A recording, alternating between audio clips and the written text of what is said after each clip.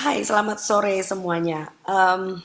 Selamat sore, selamat ketemu lagi dan hari ini barangkali kita tidak terlalu lama banyak bicara, tetapi kita akan membahas beberapa hal yang paling penting yang biasanya dipertanyakan oleh para peserta yang suka mengikuti saya dan juga orang-orang awam. Nah, yang ingin saya jelaskan pertama kali dan yang teramat penting, nggak usah khawatir buat kalian yang tidak sempat mengikuti secara live, karena siaran ini atau program ini bisa dibilang akan bisa terekam dengan sendirinya dan akan kami upload. Dan kalau Anda membuka page ini, maka Anda akan melihat kembali tayangan seperti kemarin yang sudah saya buat pada tanggal 17. Jadi ini adalah merupakan suatu keterusan dari tanggal 17 Maret yang lalu. Kita membicarakan tentang hal yang sebetulnya saya sedih banget untuk bicara, yaitu tentang COVID-19. Jadi barangkali kita akan mulai sedikit tentang nomor satu mengenai masalah jemur-menjemur. Nah, bicara soal jemur badan, tolong diingat, ada beberapa hal yang perlu kita luruskan. Yang paling penting adalah menjemur atau berjemur badan atau kena matahari itu tidak sama seperti bayangan orang. Kayak kita tuh ngegoreng virusnya gitu loh. Jadi ada suatu persepsi yang agak sedikit keliru ya. Seperti misalnya kalau orang itu zaman saya kecil dulu, kalau orang TBC itu kasurnya di rumah sakit, segala macam barang-barangnya semua dikeluarin, atau bahkan di rumah-rumah kasurnya, bantalnya itu dikeluarin, tujuannya untuk katanya sih matahari itu membuat kumannya mati ya. Nah, ada beberapa hal yang harus kita ingat bahwa mematikan kuman itu memang ada metode yang disebut dengan diberikan ultraviolet, diberikan cahaya matahari, diberikan panas, bahkan direbus. Makanya orang zaman dulu itu perabotan makannya itu sampai direbus ya, artinya betul-betul dengan 100 derajat dan tidak berbagi begitu kan ya. Nah, lalu kemudian ada beberapa hal juga yang ingin saya tambahkan mengenai masalah jemur matahari. Jadi sekali lagi ingin kita luruskan bahwa tidak benar bahwa yang disebut dengan orang berjemur dengan matahari itu berarti kayak kita merebus virusnya. Itu tidak masuk di akal sama sekali. Nah, bahwa lalu kemudian ada yang mengatakan ultraviolet itu kita gunakan sebagai cara untuk mematikan kuman, itu memang masih dalam penelitian. Nah, barangkali ada beberapa teman-teman yang melihat bahwa kendaraan umum di Cina itu ketika masalah ini rame sekali dibicarakan di dunia internasional, itu sampai di RRT itu orang itu menggunakan ultraviolet ya untuk melakukan ya semacam kayak desinfeksi untuk kendaraan umum. Tapi tunggu dulu, itu masih belum konklusif, artinya belum pasti. Jadi, oke, apa urusannya dengan orang berjemur badan? Itu aja dulu deh ya. So, sekali lagi kita berjemur badan bukan untuk mematikan virus yang ada di dalam. Ya, di dalam badan. Atau untuk mematikan semua yang nempel di tangan. Bukan. Kita berjemur adalah untuk mendapatkan yang disebut dengan vitamin D3. Nah, ini penting.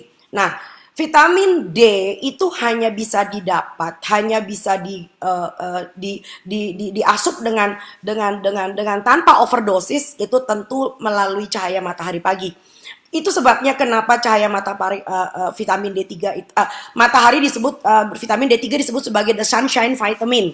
Jadi vitaminnya matahari. Nah, perkaranya adalah jam berapa. Nah, ini penting. Nah, dari penelitian yang terakhir, jadi itu gunanya kenapa ilmu selalu bertumbuh dan berkembang.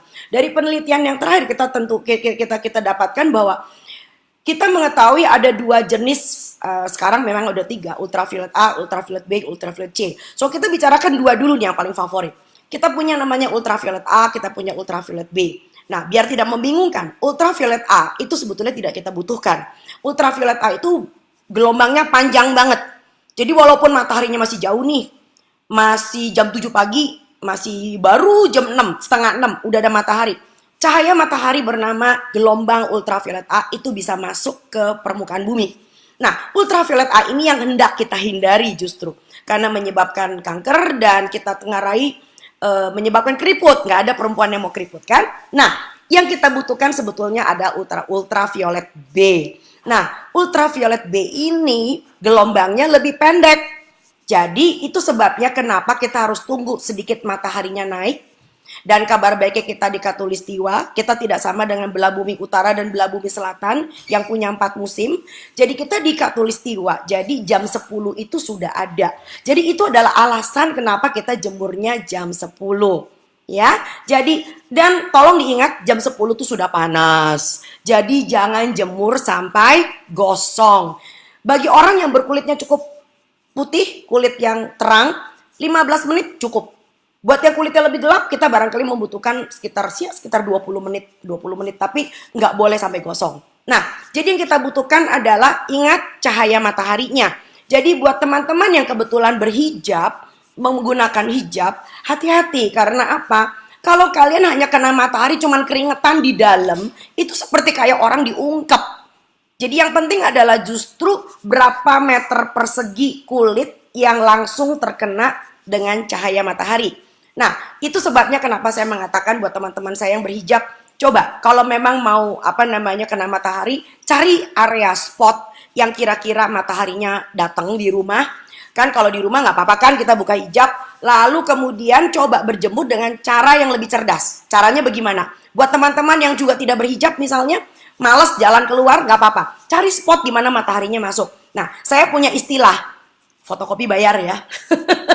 Buat kita cewek-cewek pakai yang namanya daster sundel bolong.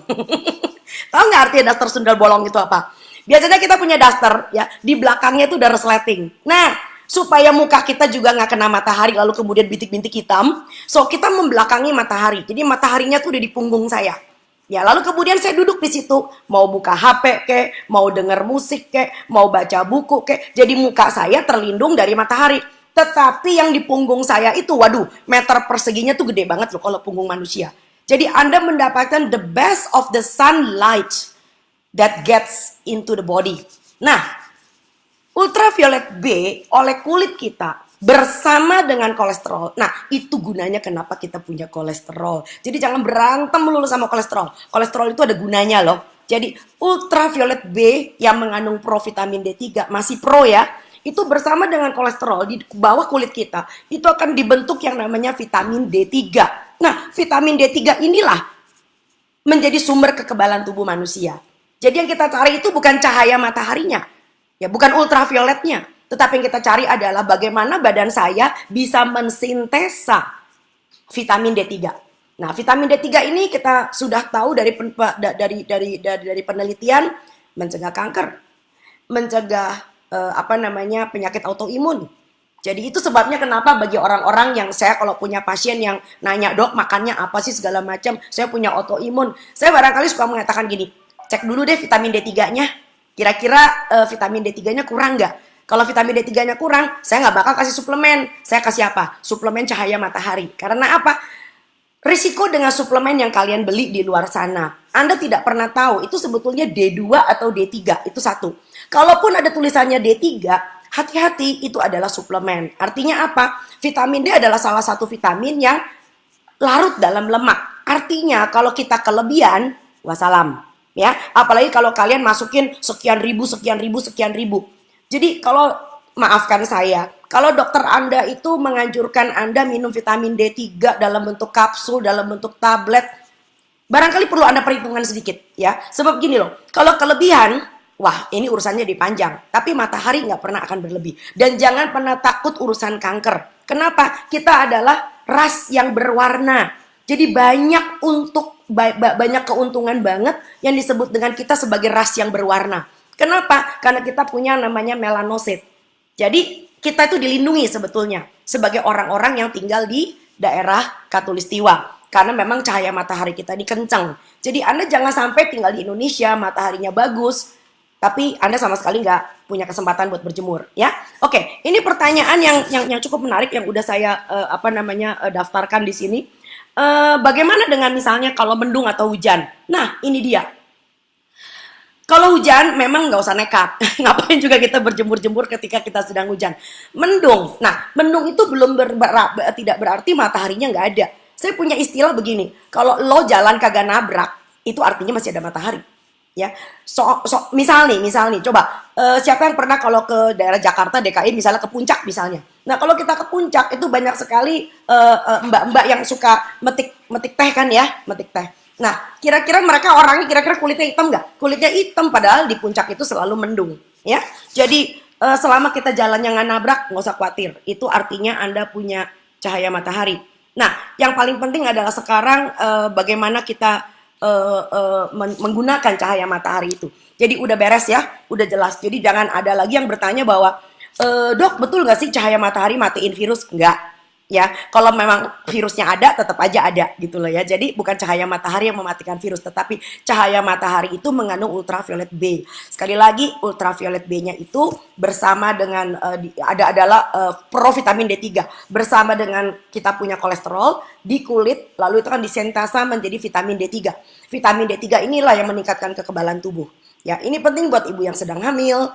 Makanya anak yang suka suka main layang-layang, cari layang di got. Zaman kita kecil dulu itu jauh badannya lebih kuat daripada anak-anak yang cuma dari kecil mainnya gadget doang gitu ya. Jadi ini penting. Oke, yuk kita mau bicara tentang satu persatu ya. Oke, ada saya menerima pertanyaan tentang dok, bagaimana dengan orang-orang yang di IGD.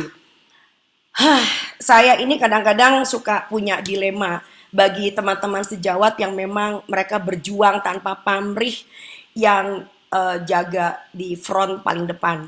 Jangan kata IGD. IGD itu atau kemudian rumah sakit yang menjadi rujukan, itu bisa jadi mereka adalah frontliner. Ya, frontliner itu artinya adalah orang-orang yang memang langsung terpapar dengan orang yang sudah ditengarai terinfeksi, atau orang-orang yang memang sudah positif tapi kemudian harus masuk ke dalam ICU. Nah, otomatis mereka-mereka ini akan diberi alat perlindungan diri yang oke. Saya justru lebih khawatir dengan rekan-rekan sejawat saya yang masih ada di puskesmas. Nah, ini dia. Yang masih ada di klinik swasta, ya, di mana ya dalam tanda kutip mereka tidak diperhatikan oleh bosnya, barangkali oleh orang-orang yang barangkali menganggap lu kan level puskesmas gitu loh ya. Jadi ini APD-nya lebih dibutuhkan oleh mereka yang sudah di rumah sakit rujukan. Justru yang kita takutkan adalah orang-orang yang justru datang di fasilitas pelayanan kesehatan yang tingkat pertama ini, yang sebetulnya menerima orang yang bisa jadi tanpa gejala. Nah, itu sebabnya kenapa kita mau bicara tentang mengenai orang-orang yang tidak bergejala ini. Nah, orang-orang yang tidak bergejala seperti yang saya sudah paparkan hari ini lewat gambar, jangan berpikir bahwa gue nggak kena. Terus kenapa emang? Kenapa mesti gue dikunci di rumah? Nah, ini yang berbahaya.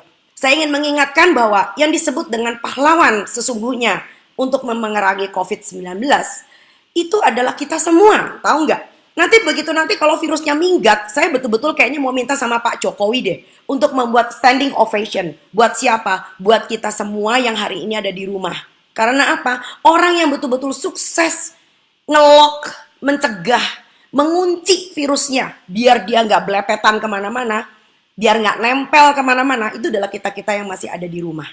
Ya, jadi nomor satu, ini yang suka yang saya sebarkan tadi pagi. Nah, yang pertama adalah kita bicara tentang, nah sebentar ini gambarnya. Saya ingin membagikan sesuatu yang barangkali teman-teman ada yang tidak sempat lihat ya. Jadi ada yang mengatakan, saya kan nggak punya penyakit, ngapain juga saya tinggal di rumah. Nah, nomor satu, alasan kenapa saya tinggal di rumah. Nomor satu, virus itu nempel sama orang. Ya, saya menggunakan kata tempel dah ya. Suka ada istilah ketempelan kan. Kali ini bukan ketempelan jin. Nah, kita nggak pernah tahu kita udah ketempelan apa belum. Nah, itu sebabnya kenapa disebut sebaiknya kita tinggal di rumah kurang lebih sekitar 2 minggu udah paling tidak. Kenapa? Kalau seandainya saya pernah ketempelan dalam waktu 1-14 hari, itu ada kemungkinan gejalanya muncul. Nah, itu yang disebut dengan inkubasi. Inkubasi artinya saya udah pernah kena tapi belum bergejala. Nah, khusus untuk si COVID ya, Itu yang namanya gejala biasanya baru muncul di hari ke-14 ke atas. Nah, bayangin kalau gejalanya belum muncul di saya. Tapi saya udah nyebarin virusnya ke orang. Nah, itu sebabnya kenapa Korea Selatan, lalu kemudian di Singapura, itu mereka sukses menekan angka penyebarannya. Karena apa? Tinggal di rumah, belajar di rumah, kerja di rumah, dan ibadah di rumah. Ya, nah pertanyaannya adalah saya juga menghemat bahan bakar, bukan? Ya, Anda bisa lihat bahwa negara-negara yang hari ini penduduknya rapi di rumah, kita lihat ternyata langitnya makin cerah, udaranya lebih nyaman untuk dihirup. Lalu kemudian bahkan kalinya tiba-tiba bisa muncul dolphin, bayangin, ya. Dan yang penting adalah kita hemat hand sanitizer, ya. Nah, kemarin baru para sejawat saya di FKU itu marah-marah, katanya apa?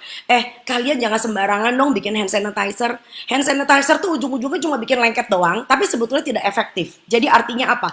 Hand sanitizer itu ada syaratnya untuk bisa dianggap sebagai untuk antiseptik untuk mencegah virusnya. Nah, kalau kita ada di rumah, ngapain juga saya pakai hand sanitizer? Ya, seperti sekarang, Anda barangkali bisa lihat, berkali-kali saya pegang hidung, saya pegang. Kenapa? Ini lagi keringetan nih, lagi panas. Jadi orang pegang hidung, pegang mulut, itu kerap kali belum tentu karena dia gatel. Bisa juga karena panas. Jadi karena panas kita cenderung untuk bisa, nah seperti ini misalnya. Bayangin kalau saya ada di luar rumah. Ya, kalau saya ada di rumah, kan otomatis saya bisa cuci tangan, itu gampang aja. Nah, sekali lagi, saya ingin mengingatkan juga bahwa tentang masalah IGD dan sebagainya. Nah, pertanyaan yang berikutnya adalah, dok, kapan sih waktunya kalau gitu saya pergi ke vaskes, pergi ke puskes, pergi ke rumah sakit, pergi ke klinik? Begini, dalam saat seperti ini, ada baiknya kita agak sedikit menahan diri. Bahkan saya mendapat informasi dari Perkumpulan Obstetrik Ginekologi dan Ginekologi Indonesia, jadi perkumpulan ahli kebidanan dan kandungan Indonesia, mereka mengatakan bahwa buat ibu yang sedang hamil, yang sedang mengandung, ada beberapa hal yang membuat Anda harus tahan diri dulu. Kalau perlu nggak usah periksa hamil dulu, tunggu. Ya, nah kecuali terdesak banget. Contohnya apa? Nomor 1, itu yang disebut dengan hiperemesis gravidarum. Muntah udah gak karu-karuan, yang keluar udah kuning, udah hijau, udah gak bisa nelen 1 tenggok air pun, nah baru. Ya. Lalu kedua adalah kalau terjadi pendarahan. Yang ketiga adalah kalau terjadi kontraksi, apalagi kontraksinya ini makin sering. Ya. Yang keempat adalah pecah ketuban. Jadi kalau pecah ketuban itu diharapkan bayinya sudah lahir 5 jam. Nggak boleh dipantang lebih dari 5 jam. Ya, nanti bayinya distres di dalam sana. Yang berikutnya adalah kalau ibu sedang hamil, tensinya naik tidak terkendali, ya kan? Lalu kemudian sakit kepala berat yang tidak tertanggungkan, ya karena nggak boleh minum obat sakit kepala sembarangan kan? Dan tentu saja kalau tiba-tiba dirasa kok janin saya tidak bergerak, ini penting. Dan yang terakhir tentu saja kalau ibu hamil ini mengalami kejang. Jadi kalau Anda tidak termasuk dengan kriteria yang saya ngomong tadi, udah tahan dulu di rumah. Ya, karena apa? Karena rumah sakit itu sekarang udah nggak peduli nih. Udah nggak ada yang namanya stigma. Mana rumah sakit khusus yang dipakai untuk rujukan dan segala macam. Kalau udah situasinya kayak begini, semua rumah sakit, semua klinik, everything can happen. Possible banget yang ada di sana. Ya, jadi ini penting. Jadi kalau ditanya kapan waktunya kita ke vaskes, kalau memang nggak perlu banget, nggak usah. Ya, loh, dok, bagaimana kalau saya merasa Parnonya mulai nih. Bangun pagi, kok rasanya tenggorokannya kering ya? Kok mulai batuk ya? Kira-kira panas gak badan saya? Aduh, kok kayaknya mulai gimana ya? Pertama, berhenti panik. Ya, kenapa? Batuk itu bisa sebabnya macam-macam. Sakit tenggorok bisa macam-macam. Ya, Anda sadar nggak? Anda tuh kalau tidur ngorok. Banyak orang itu kalau tidur begini. Kebayang nggak kalau dia mangap ngorok ya, lalu kemudian pakai AC apalagi, tentu tenggorokan kamu akan kering tong ya. Jadi nggak semua tenggorokan kering lalu bikin kamu jadi kayaknya gue mesti minum sesuatu nih, kayaknya gue sudahlah, santai dulu ya. Nah, lalu kemudian punyakan termometer di rumah. Coba pakai termometer ketek, pakai termometer kuping, berapa ya. Kalau angkanya masih normal, kamu tahu kan angka demam itu kalau 38, Ya, kalau baru 37,5 ya ya udahlah, ya udahlah. Ya, siapa tahu tadi malam ngelekep udaranya panas ya, lalu kemudian saya nggak pakai AC, lampu lagi mati, ya sudah. Ya, santai dulu. Ya, justru yang penting itu saatnya kamu mesti cepetan mandi. Ya, sebab apa? Dengan kamu mandi, nah ini yang gue gak demen nih. Banyak orang di rumah itu cenderung jadi nggak mandi. Kenapa? Ah, saya kan nggak keluar-keluar. Ah, nanti mandinya siang aja. Jorok. Ya, jadi kalau bangun pagi, ya, makan, ya, olahraga ringan, ya, lalu kemudian mandi. Mandi, dengarkan kata mandi. Sebab dengan mandi, Anda juga menurunkan suhu tubuh Anda secara tidak langsung dan nggak jorok. Itu yang paling penting. Ya, lalu ditambah lagi. Oke, pertanyaannya adalah, Dok, gimana sih taunya bahwa saya kena COVID atau tidak? Bagaimana dengan rapid test? Ntar dulu. Bicara tentang rapid test yang sekarang lagi dipesan oleh Bapak Presiden, ya, OTW nih lagi datang ke Indonesia. Juru bicara COVID-19 sendiri sudah mengatakan, Pak Yuri, mengatakan bahwa rapid test itu hasilnya itu tidak 100% bisa kita jadikan suatu patokan.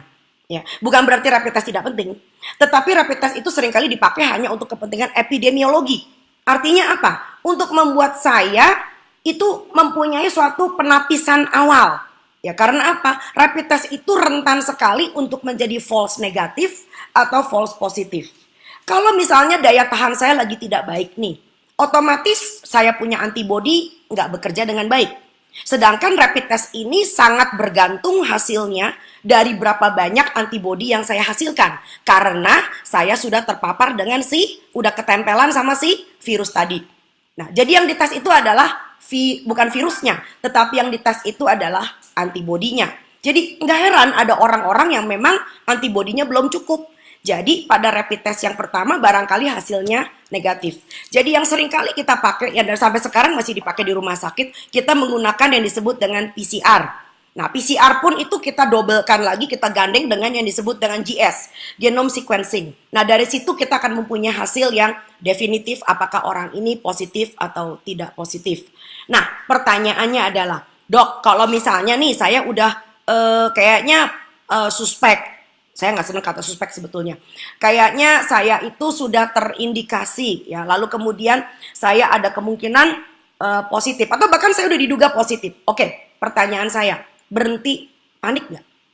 Nah, itu kesalahan kalian. Begitu kalian mulai panik, maka urusan jadi panjang. Ya, karena apa? Begitu orang panik, daya tahannya anjlok.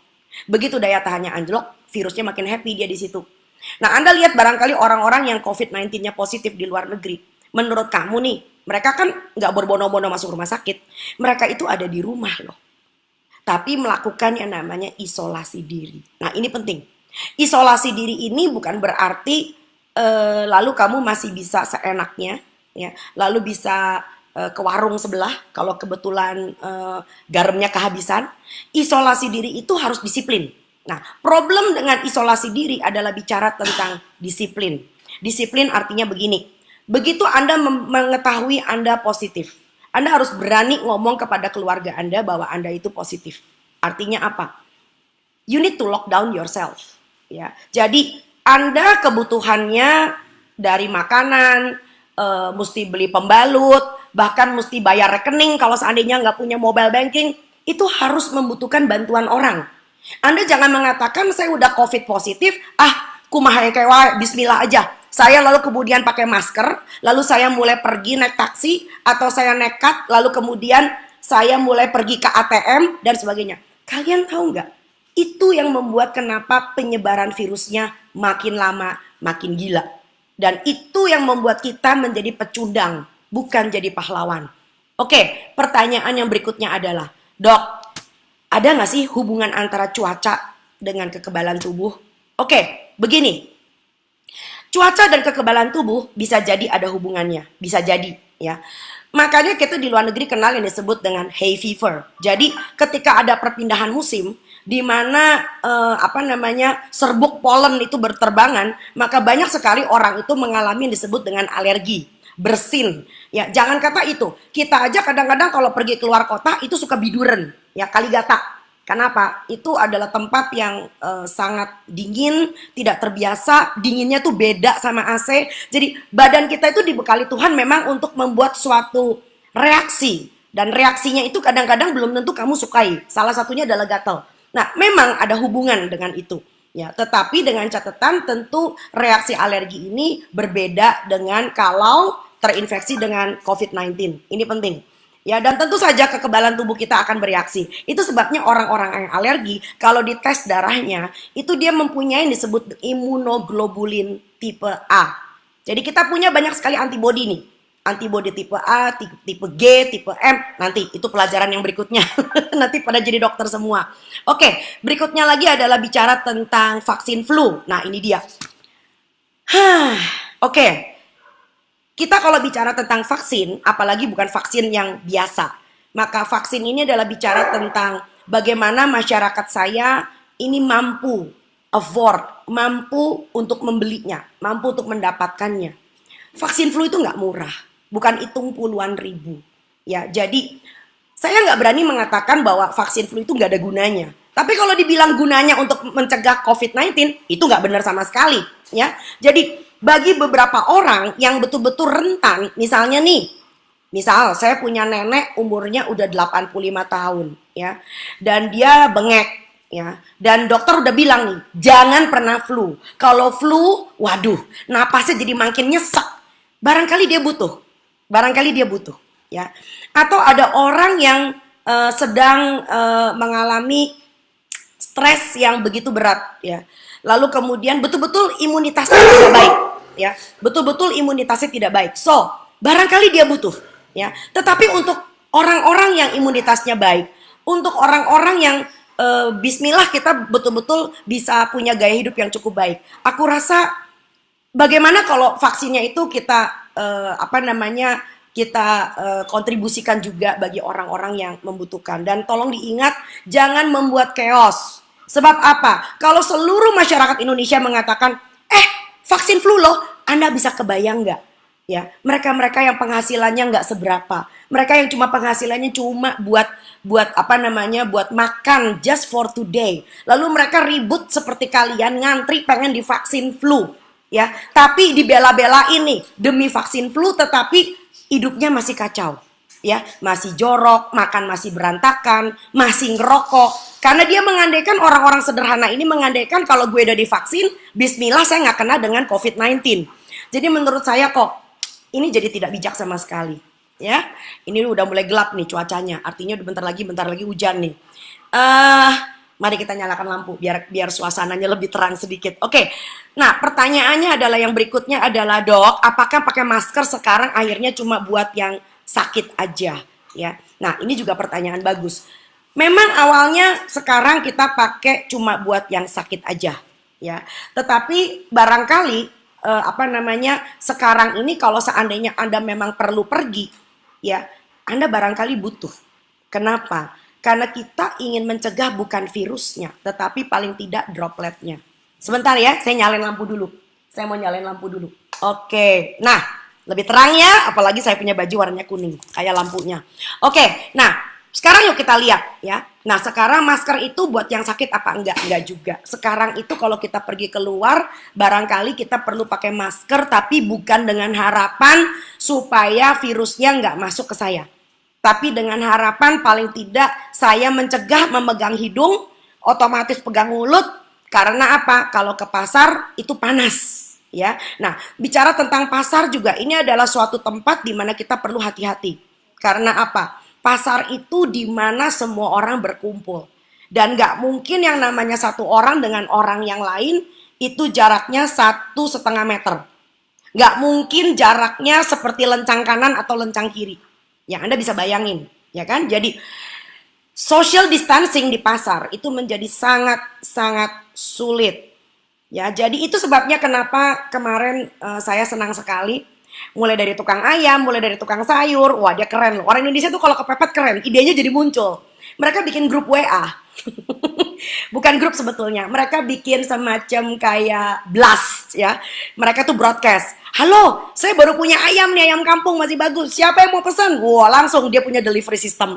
Saya rasa kok ini jauh lebih baik daripada kita ubek-ubekan pergi ke pasar. Ya, oke. Nah, sekarang kita mau lihat lagi tentang masalah yang lain. Oke, dia ada pertanyaan nih.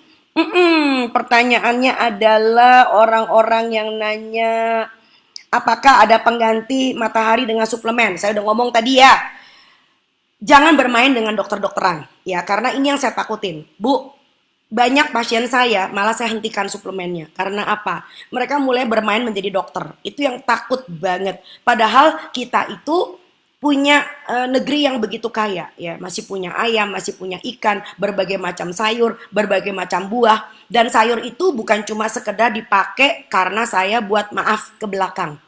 Sekali lagi, saya nggak bosan untuk mengatakan, apa gunanya makan sayur sama buah? Ada yang tahu nggak? Bukan cuma antioksidan. Sayur dan buah itu mengandung serat. Ada yang namanya serat larut, ada yang namanya serat yang tidak larut. Ya, nah serat yang larut ini kalau masuk ke dalam pencernaan saya, maka dia menjadi prebiotik. Prebiotik itu adalah bahan makanan buat kita punya probiotik di dalam usus. Nah, probiotik ini memelihara kumannya. Dia adalah kuman yang sehat. Memelihara kesejahteraan usus kita. Dan probiotik ini menghasilkan apa? Vitamin D3 ya, juga dia menghasilkan yang disebut dengan kekebalan dan imunitas. Jadi si probiotik ini kepake banget untuk meningkatkan kekebalan tubuh. Ya, jadi makan sayur dan buah itu meningkatkan kekebalan tubuh melalui polifenol, antioksidan, dia punya mineral, dia punya segala macam komponen yang ada di situ, ditambah dengan dia merupakan prebiotik bagi kita punya probiotik. Ya, jadi hentikan yang disebut dengan suplemen tanpa izin dokter, karena yang saya takutkan adalah satu yang saya bilang tadi, kalau Anda overdosis dan Anda tidak paham. Dan yang kedua yang lebih penting adalah ini psikologis. Buat orang-orang yang hobi minum suplemen, buat orang-orang yang sudah pakai pencegahan macam-macam, tebak, secara emosional apa yang kalian rasakan? Kalian akan mengatakan, asik, gue udah minum suplemen nih, gue bisa apa aja, gue kayak Superman. Hello, you are wrong. Ya, so banyak orang yang spesial datang ke saya mengatakan, dok minta dong vitamin C, dok suntik vitamin C. Saya tolak. Maaf, kalau cuma tujuannya itu saya tolak. Karena apa? Itu nggak benar sama sekali. Kekebalan tubuh itu juga nggak bisa didapatkan instan, nggak bisa. Kekebalan tubuh itu didapatkan dari sesuatu yang Anda jalankan istiqomah setiap hari. Pola makannya benar, olahraganya benar, kena mataharinya benar, istirahatnya benar 7 jam.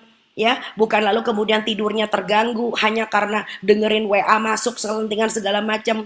Baru tadi saya mendengar ada orang lapor, dok maaf ternyata yang saya kirim kemarin hoax. Nah, bayangin kalau Anda sudah ngirim sesuatu nafsu banget, tang ting tung, ternyata yang kalian kirim itu semua belum terverifikasi. Pertama, itu sebabnya kenapa orang penyakit jadi stigma. Pertama, kita menempelkan nama buruk bagi rumah sakit, bagi pemerintah, bagi orang-orang yang kita kenal, bagi orang yang namanya disebut, yang mana kita sendiri juga belum memverifikasinya. Ya, yang kedua, yang saya tidak suka sama sekali, begitu saya dapat, lalu kemudian saya sebarkan lagi ke orang. Ya ampun. Jadi virusnya ada di luar sana, virusnya ada di dalam sini. Ya, itu udah bukan hal yang sehat lagi buat kita.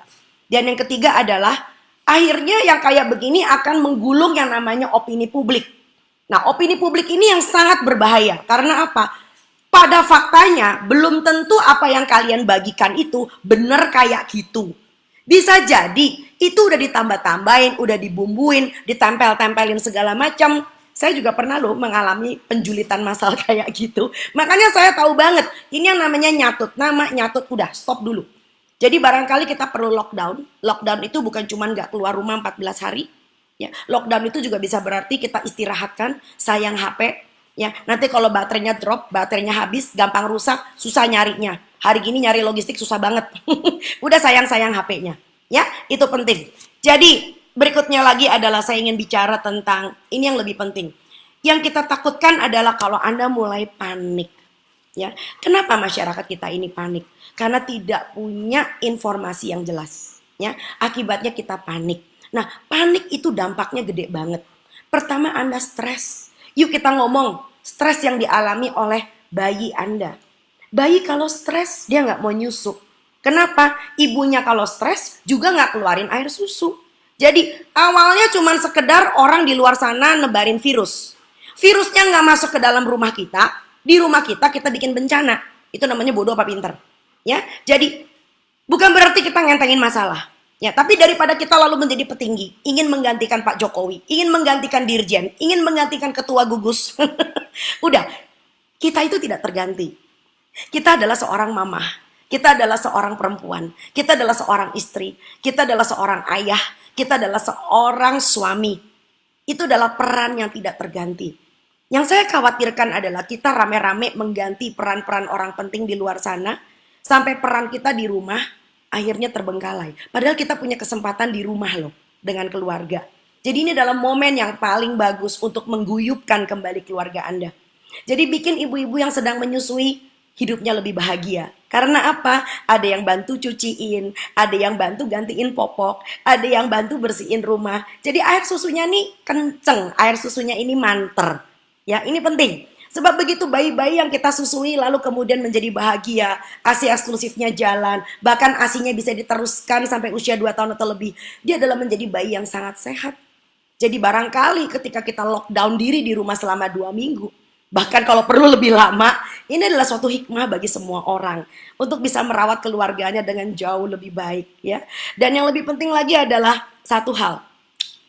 Orang kalau stres, maka yang muncul adalah hormon stresnya. Akibatnya apa? Kalian yang punya hipertensi, yang saya khawatirkan adalah tensinya akan naik. Kalian yang punya kencing manis, maka gula darah puasanya pasti lebih buruk daripada yang sehari-harinya. Karena apa? Anda tidurnya kurang, Anda depresi, Anda stres. Dan yang saya khawatirkan lagi satu hal. Kalian yang sebetulnya dokter sudah mengatakan Anda mengidap autoimun. Autoimun itu bukan cuma sekedar lupus, multiple sclerosis, tapi autoimun yang paling kuno itu termasuk asma.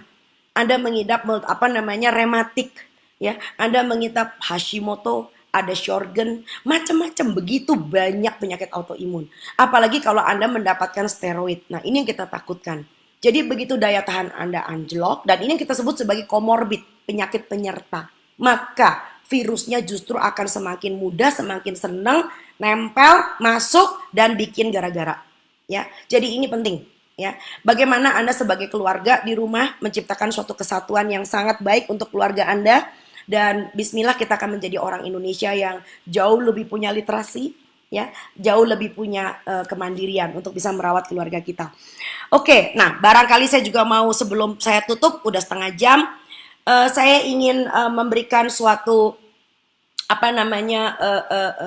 penegasan pada semboyan, pada suatu slogan yang sudah diterbitkan oleh pemerintah, dalam hal ini adalah gugus tugas, yang mengatakan bahwa tolong diingat, tolong baca baik-baik, kita harus menjaga yang sehat tetap sehat, yang sakit harus sehat. Artinya apa? Tebak, yang masih sehat berapa juta sih? Ya, berapa ratus juta rakyat kita yang masih sehat. Jadi kalian yang namanya perawat, dokter, ahli gizi, ahli kesehatan masyarakat, nggak usah khawatir. Kalian barangkali orang yang tidak bekerja di lapangan. Jangan merasa bahwa kalian nggak cukup jadi pahlawan. Kalian adalah pahlawan for this nation. Anda bisa membuat video seperti saya. Anda bisa membuat yang namanya promkes, promosi kesehatan. Kita lagi butuh banget tenaga Anda untuk membuat orang-orang di lingkungan Anda melakukan social distancing. Ya, Anda bisa tengok ke RT RW Anda, WA maksud saya. Ya, bikin virtual meeting, Pak RT, Pak RW, yuk kita lihat yuk, ada berapa banyak sih warga di kita yang betul-betul tinggal di rumah. Sebab saya mendengar dari salah seorang teman saya yang nggak jauh rumahnya mengatakan, loh ini malah tetangganya malah jalan-jalan, malah nginep di hotel. Aduh, tepok jidat deh saya beneran, ya. Jadi hal seperti itu tentu sangat tidak baik sama sekali. Jadi jangan meributkan pemerintah import obat apa, lalu kemudian mulai dengan WA dan sebagainya. Stop. Anda bukan ahlinya, Anda bukan pakarnya. So, biarkan saja itu terjadi karena mereka pasti punya alasan yang kita barangkali tidak tahu karena kita nggak ikut rapat kabinet. Jadi saya juga nggak ikut rapat kabinet. Jadi kita yang ada di sini, kita yang di rumah, kita beresin hidup kita dulu. Alhamdulillah kita belum kena apa-apa. Alhamdulillah nggak pilek. Alhamdulillah nggak sampai batuk dan sebagainya. Nah, yang kita ini yang masih sehat, yuk kita buat tetap sehat. Dan yang sakit harus jadi sehat. Dan itu adalah kerjaan teman-teman saya. Ya, selamat sore, selamat ngeteh. Dan selamat menikmati 14 hari kalau perlu lebih dengan keluarga. Susun dapur baik-baik, susun menu baik-baik. Dan apabila kita masih suatu hari perlu saya mengadakan live kembali, saya barangkali akan melakukan, ya. Jadi tolong diingat, kalau perkara mengenai isolasi, sekali lagi maaf, ini masih ada yang nanya nih, apa yang harus saya lakukan? Ada isolasi dan sebagainya, dan temannya sedang isolasi. Saya ketemu kakak ipar 1 minggu yang lalu, cerita dan sebagainya. Oke, seperti saya udah bilang, kalau Anda nggak punya gejala, ya sekali lagi berhenti dengan panik. Anda nggak punya gejala, habis ketemu teman, habis ketemu dokter, kemarin ketemu dokter, loh hari ini dapat cerita, dokternya ternyata COVID positif. Tenang, tenang. So yang harus Anda lakukan begitu Anda bertemu dengan orang yang hari ini dibilang COVID positif, mulai dengan isolasi mandiri di rumah. Ya, artinya apa? Udah nggak usah ke tukang sayur di ujung gang sebelah sana, nggak usah beli garam di sebelah warung, ya nggak usah. Aduh, saya lupa bayar, saya harus pergi ke ATM, lupa. Udah, kalau perlu minta tolong tetangga, minta tolong besan, minta tolong ipar, tolong bayarin dulu dong. Saya lagi nggak bisa keluar rumah. Sebab apa? Semakin kita terbuka, semakin kita mengatakan bahwa saya butuh bantuan. Jadi saya yakin banget tidak perlu menyembunyikan penyakit, maka ini tidak akan menjadi semakin parah. So yang kita akan lakukan adalah kita hentikan stigma. Virus bisa dimiliki oleh siapa saja. Anda nggak pernah tahu Anda, saya, atau mereka itu kena. Dan ini bukan hal yang memalukan. Anything can happen. Tapi yang paling penting adalah nomor satu, tenang. Tinggal di rumah, nggak usah kemana-mana. Karena apa? Kita nggak pernah tahu ketempelan sama siapa. Dan sekali lagi, sebagai penutup, kena matahari artinya kulit yang terpapar. Bukan ditutupin semua. Sampai jumpa dan selamat sore. Dan yang sehat harus tetap sehat.